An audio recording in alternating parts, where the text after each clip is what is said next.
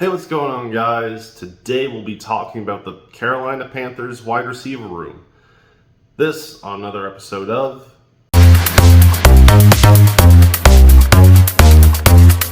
So the Carolina Panthers, famous for drafting a rookie quarterback with the first overall pick named Bryce Young and somehow giving him zero help on the offense and then blaming him for it when things don't work out.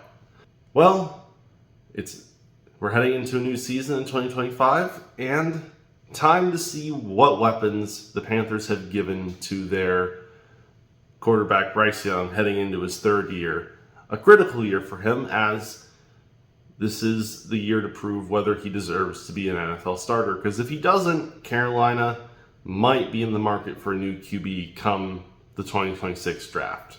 So when I sat down and I started to look into what wide receivers the Carolina Panthers are supplying to Bryce Young for the upcoming season, I saw some interesting things.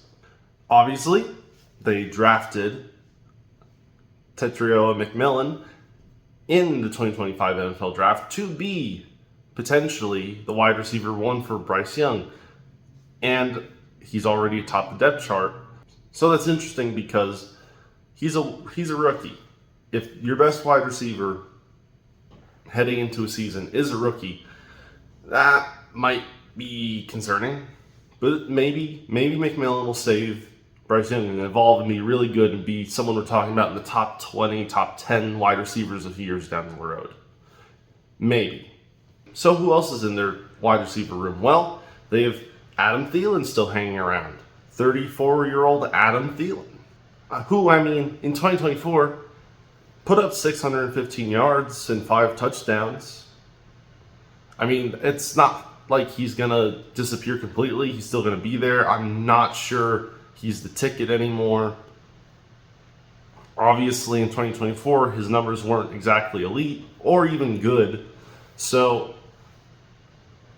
it remains to be seen how impactful he will be in this upcoming season. Obviously, he'll be there, and he's caught quite a few passes in the past few years from Bryce Young.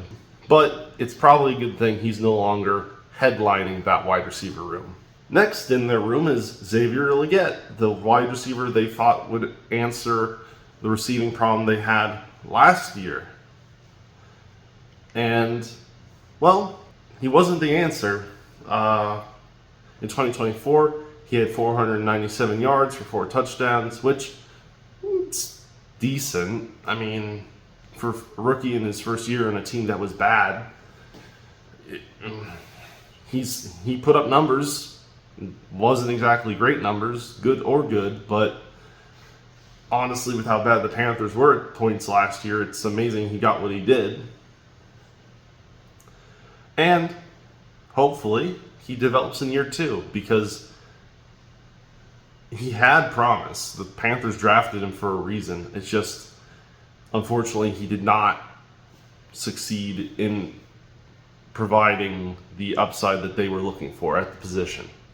Next up is another receiver the Panthers brought in last year in Jalen Coker. And honestly, he might actually be better than Xavier Legette, because he wasn't obviously the Panthers' first-round pick last year, and he put up similar numbers.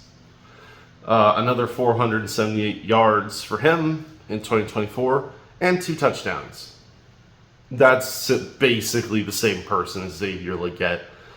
And if he develops and replaces Legette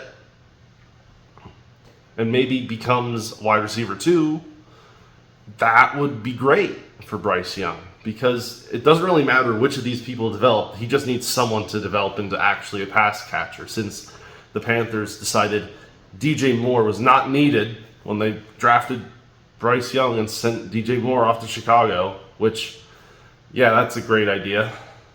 Sending away the best receiver you have on the team to draft your future quarterback, and then realizing, wait, our quarterback doesn't have anyone to throw to, and then not going out and finding him someone else other than Adam Thielen. I'm not sure where their brains went when they did that, but they were somewhere. And to be honest, those four are probably the only four wide receivers that matter. Though, when I was looking through the depth charts for the Carolina Panthers, I saw a name I honestly didn't realize was on the Carolina Panthers. And that is Hunter Renfrow is on this team. I thought I completely missed when he came over to Carolina. He must have been signed in the offseason. I didn't notice that. He's on this team now. Honestly, not that surprising. He wasn't that impactful on the Las Vegas Raiders, but it's kind of weird to see him on the Panthers because I didn't know he was here. I was surprised when I found him here. I mean, honestly, do I think he'll have any impact on the Carolina Panthers 2025 season? Probably not. He might only see the field if one of the previous people I mentioned get hurt. But honestly, I just had to mention it because I saw it and I was like, that's funny. I didn't know he was here.